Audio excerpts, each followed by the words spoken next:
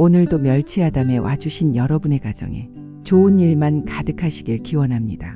혹시 여러분은 절망적인 상황에서도 포기하지 않고 끝까지 버텨본 경험이 있으신가요? 아니면 작은 기억 하나가 인생을 구원해 준 적이 있으신가요? 지금부터 조선시대의 고아로 살던 한 청년의 기가 막힌 이야기 시작합니다. 구독과 좋아요로 응원해 주시면 힘이 납니다.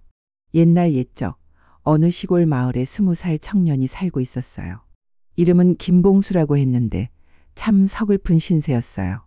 어릴 때 아버지와 어머니를 모두 여의고 혼자가 된 봉수는 남의 집에서 머슴살이를 하며 하루하루를 근근히 살아가고 있었거든요.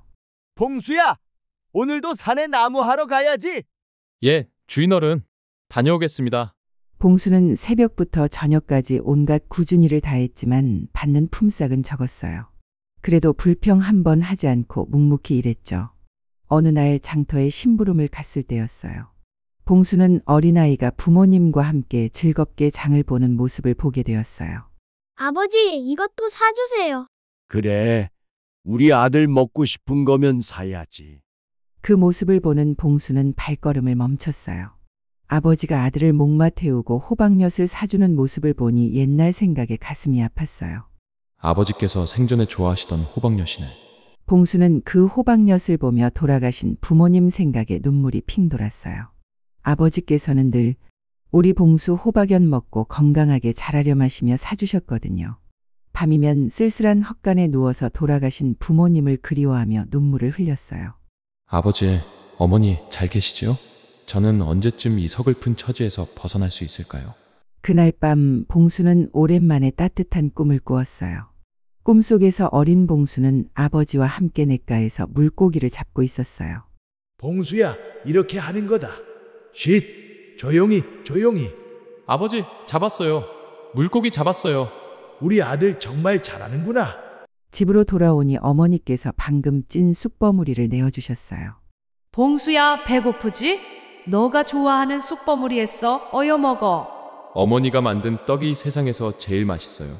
가족 3명이 함께 앉아 떡을 나누어 먹으며 웃는 그 순간이 얼마나 행복했는지요. 봉수야, 일어나. 해가 중천이야. 주인의 고함 소리에 봉수는 꿈에서 깨어났어요. 현실로 돌아오니 더욱 쓸쓸하고 외로웠어요.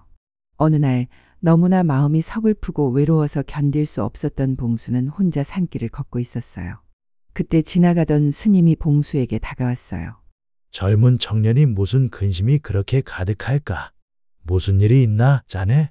스님, 저는 부모님을 일찍 여의고 혼자 살아가느라 마음이 너무 외롭고 서글픕니다. 스님은 봉수를 안쓰럽게 바라보며 토닥여 주셨어요. 부모님을 떠나보낸 그 마음 충분히 이해하네. 하지만 절망하지 말게나. 하늘이 자네에게 시련을 주는 것은 더 큰 복을 주기 위함이네. 그러더니 스님은 길가에 있던 나뭇가지를 주워서 흙이 얇게 깔린 땅에 한자를 써주었어요. 정근일 옆탈 우신. 이게 무슨 뜻인가요, 스님? 지금은 무슨 뜻인지 모를 걸세. 하지만 중요한 때가 오면 이 글이 생각나 자네를 도와줄 테니 잘 기억해 두게나. 봉수는 고개를 갸우뚱했어요. 푸른 잎으로 소의 몸에서 벗어난다고? 이 글씨가 나한테 무슨 도움이 되겠어? 봉수는 시무룩한 표정으로 중얼거리더니 발로 흙을 덮어서 글씨를 지워버렸어요. 하루하루 먹고 살기도 힘든데 이런 어려운 글이 무슨 소용이 있겠어. 며칠 후 가을이 깊어진 어느 날 주인이 봉수에게 명령했어요. 봉수야, 오늘은 산에 나무를 하러 가야 한다. 겨울이 오기 전에 땔감을 넉넉히 해와라. 예, 주인어른. 다녀오겠습니다. 봉수는 도끼를 들고 산으로 향했어요. 단풍이 물든 가을산이었지만 전날 내린 비로 길이 미끄러웠어요. 벌써 바람이 제법 차네. 서둘러야겠어. 그때 바위 근처에서 뭔가 움직이는 소리가 들렸어요.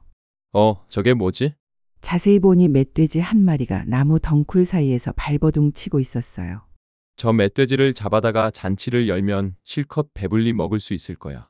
봉수는 나무하던 도끼를 들고 멧돼지를 잡으러 갔어요. 그런데 멧돼지를 잡으려고 급하게 달려들다가 그만 젖은 낙엽에 미끄러져 넘어지면서 정신을 잃고 말았어요. 한참 후에 정신을 차리고 보니 어두컴컴한 굴 아니었어요. 여기가 어디지? 멧돼지에게 물려서 질질 끌려온 것이었어요. 봉수는 정신을 차리고 벌떡 일어섰는데 그때 등치 큰 산적이 나타났어요. 먹잇감이 깨어났네. 산적은 봉수의 두 발을 꽉 잡더니 굴 안쪽으로 끌고 들어갔어요. 잠깐요. 왜 그러세요? 그런데 그때 또 다른 멧돼지 한 마리가 굴 속으로 들어왔어요. 그 멧돼지가 굴 안에서 두어 번 제주를 넘더니 갑자기 젊은 여자로 변했어요. 세상에 이게 무슨 일이야? 봉수는 믿을 수 없는 광경에 넋을 잃고 쳐다봤어요. 멧돼지가 사람으로 변하다니 꿈인지 생신지 분간할 수 없었거든요. 두 사람이 봉수를 보며 수군거렸어요. 여보, 우리 배도 고픈데 저놈을 잡아먹을까? 아니야. 조금만 참아. 저 놈을 서로 만들어서 장에 갖다 팔자. 그것도 좋겠네. 봉수는 소름이 끼쳤어요. 뭐라고요? 나를 판다고요? 젊은 놈이 살도 찌고 튼실해서 좋은 소가 될 것 같은데. 얼마 후 여자가 알 수 없는 가루를 한 움큼 쥐고는 봉수의 머리에 뿌렸어요. 안 돼요. 하지 마요. 그러자 봉수가 갑자기 소가 돼버렸어요. 봉수는 너무도 기가 막혀서 이 상황을 벗어나고 싶었지만 입에선 소 울음소리뿐이었어요. 이럴 수가. 내가 정말 소가 되다니. 산적은 소가 된 봉수에게 고삐를 씌우고 장터로 끌고 갔어요. 봉수는 끌려가는 동안 길에서 만나는 사람들에게 간절하게 소리쳤어요. 살려주세요. 저는 소가 아니라 사람이에요. 하지만 사람들에게 들리는 것은 그저 소의 울음소리뿐이었어요. 이 남자가 저를 소로 만들어버렸어요. 제발 살려주세요. 장터에 도착하자 사람들이 모여들었어요. 어디서 온 소요? 그놈 참살도 많고 튼실하네. 얼마 받을 거요? 사람들은 소가 된 봉수의 등을 툭툭 치며 품평했어요. 아, 그런데 살은 튼실한데 너무 시끄럽다. 얼마 후 한 양반과 하인이 와서 이 소를 샀어요. 장가갈 아들을 위해 잔치에 쓸 소를 구하러 왔다가 살이 튼실한 것을 보고 샀던 거예요. 살려주세요. 저는 사람이에요. 그러자 하인은 시끄럽다며 채찍으로 봉수의 등을 인정사정 없이 때렸어요. 이렇게 시끄러운 소는 난생 처음 보네. 도련님 잔칫날도 얼마 안 남았으니 어서 잡아야겠다. 하인은 봉수를 소 잡는 백정에게 데리고 갔어요. 빨리 잡아달라는 말에 백정은 소를 잡으려고 숫돌에 물을 뿌려가며 칼을 날카롭게 갈았어요. 어떡하나. 내가 이렇게 정말 죽는구나. 봉수는 눈물을 뚝뚝 떨구며 날카로운 칼을 바라봤어요. 그때 저편에서 무청을 담은 바구니를 머리에 이고 오는 아낙네가 보였어요. 무청이네. 혹시 스님이 말한 그 푸른 잎? 그런데 문득 스님이 땅에 쓰셨던 글자가 생각났어요. 그래. 푸른 뿌리의 잎으로 소의 몸에서 벗어난다고 했었지. 저 무청이 바로 날 구해줄 그 푸른 잎일 거야. 저걸 먹어야 내가 산다. 봉수는 아낙네가 가까이 오게 해달라고 간절히 기도했어요. 제발, 제발. 저 잎을 먹게 해주세요. 아낙은 마당에 무청을 말린다고 봉수 옆에 바구니를 두고 잠시 부엌으로 갔어요. 바로 지금이야. 먹어야 돼. 봉수는 지금이다 싶어 바구니에 있는 무청을 마구마구 씹어 먹었어요. 어머, 이 소가 미쳤나? 왜 이러지? 아낙네가 놀라서 봉수를 때렸어요. 매를 맞으면서도 봉수는 무청을 열심히 먹었어요. 무청을 꿀꺽 삼키자 봉수는 사람의 모습으로 돌아왔어요. 어떡해. 세상에나. 죄송합니다. 저는 원래 사람이었는데 저주에 걸려 잠시 소가 됐었어요. 봉수는 바로 목에 메었던 고삐를 풀어 내던지고는 미친 듯이 도망쳤어요. 백정이 뒤늦게 나와서 소리쳤지만 이미 늦었어요. 어디로 갔어? 여기 있던 소 어디 갔냐고? 봉수는 뒤돌아보지도 않고 산속으로 정신없이 달렸죠. 어느덧 해가 져서 캄캄해졌어요. 봉수는 등불이 켜있는 작은 집을 발견했어요. 봉수는 문을 두드리며 주인에게 청했어요. 계시오. 지나가는 나그네인데 어두워져서 하룻밤만 머물다 가게 해주시면 감사하겠소. 작고 아름다운 처녀가 나와 다소곳이 인사를 하며 집안에 들어오기를 허락했죠. 저는 부모님과 같이 살고 있는데 친척집에 가셔서 지금은 안 계세요. 비록 집은 누추하지만 하룻밤 쉬다가 가시지요. 정말 감사합니다. 그날 밤 눈이 많이 내렸어요. 다음 날 봉수는 떠나려고 나갔지만 집을 덮칠 만큼 내린 눈의 길이 보이질 않아 떠날 수가 없었어요. 오늘 떠나려고 했는데 눈이 너무 많이 와서 갈 수가 없어요. 저는 괜찮습니다. 어쩔 수 없으니 눈이 그칠 때까지 머물다 가세요. 그래서 또 하루를 그 집에서 묵게 되었어요. 그런데 문제가 생겼어요. 아궁이에 불을 붙여야 하는데 헛간이 눈에 파묻혀서 땔감 가져올 수가 없었던 거예요. 어떻게 하죠? 땔감이 없어 불을 지필 수가 없어요. 걱정 마세요. 땔감이 있는 곳을 알려주시면 제가 가져다 드릴게요. 정말요? 너무 위험해요. 조심하세요. 괜찮아요. 제가 힘이 센 편이거든요. 봉수는 눈을 헤치고 땔감을 가져왔어요. 정말 고맙습니다. 저 혼자였다면 아무것도 할 수 없었을 거예요. 에이, 별 말씀을요. 어려울 땐 뭐든지 도와야죠. 이렇게 며칠이 지나자 눈이 모두 녹았어요.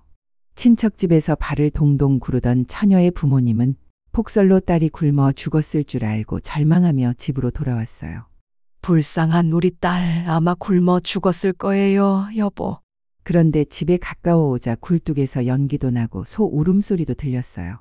어머, 부처님, 천지신명님 감사합니다. 무사히 살아있다니 정말 감사합니다. 아버지, 어머니, 걱정 많이 하셨죠? 처녀의 부모는 이게 다 젊은 사람이 도와준 덕분에 살았다며 봉수에게 눈물을 흘리며 감사했어요. 자네가 없었다면 내 딸은 죽었을 걸세. 내 딸이 살아있는 건 전부 자네 덕분이네. 아닙니다. 저야말로 신세를 많이 졌는걸요. 그때 처녀의 아버지가 봉수에게 말했어요. 자네 장가는 갔나? 아니요. 저는 고아 출신이라 아직 못 갔습니다. 그렇다면 우리의 사위가 되어주겠나? 자네 같은 사람이라면 내 딸을 맡기고 싶네. 봉수는 깜짝 놀랐어요. 저 같은 사람에게요, 정말요? 자네는 어려운 상황에서도 내 딸을 살린 은인이야. 우리에겐 자네가 최고의 사윗감이지. 처녀도 수줍게 고개를 끄덕였어요. 저도 좋아요. 이렇게 해서 봉수는 예쁜 처녀를 아내로 맞아 외로운 처지에서 벗어나게 되었어요. 몇 년 후 봉수는 처가에서 성실하게 일하며 부지런한 사위로 인정받았어요. 아내와도 금실이 좋아서 아들, 딸을 낳고 행복하게 살았어요. 어느 날 봉수는 아내에게 그동안의 이야기를 모두 털어놓았어요. 굴에서 소가 되었던 일, 무청으로 다시 사람이 된 일까지 말이에요. 세상에, 그런 일이 정말 있었던 거예요?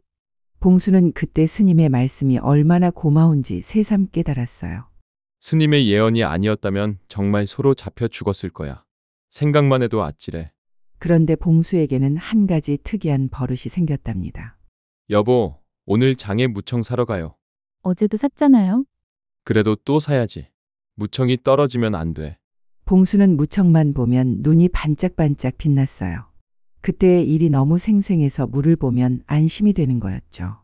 봉수는 아이들에게 자신의 신기한 경험담을 들려주었어요. 와, 아빠가 진짜 소가 됐었어요. 응, 정말 신기하지? 그럼 나도 무청을 많이 먹으면 소가 될 수 있어요? 아니야, 큰일 난다. 무청을 먹으면 소가 안 되는 거야. 무도리는 고개를 갸우뚱했어요. 그럼 소들에게 무청을 먹으면 사람으로 다 변하겠네요. 그건 말이지. 봉수는 아들의 예상치 못한 질문에 우물쭈물하자 순이가 웃으며 나섰어요. 무도라, 아빠가 말문이 막혔네. 그건 멸치아담에 나올 거야. 틀어보자. 멸치아담이요? 응, 거기에 소가 무청을 먹고 사람이 된 이야기가 나올 거야. 어서 틀어봐. 맞아. 구독과 좋아요, 댓글을 남기면 우리 이야기 2탄도 만들어준다더라. 진짜요? 2탄에는 뭐가 나와요? 그건 멸치아담 틀어보면 알겠지. 아빠도 궁금하거든. 순이가 배꼽을 잡고 웃었어요. 여보, 본인 이야기인데 본인도 모른다고 하면 어떡해요? 그러게 말이야. 무도리도 신이 났어요. 와, 우리 가족 유명해지겠다. 빨리 보러 가요. 이렇게 봉순의 가족은 멸치아담과 즐겁고 행복한 나날을 보냈답니다. 여러분도 건강하시고 행복하세요. 다음에도 재밌는 이야기로 찾아뵙겠습니다. 고맙습니다.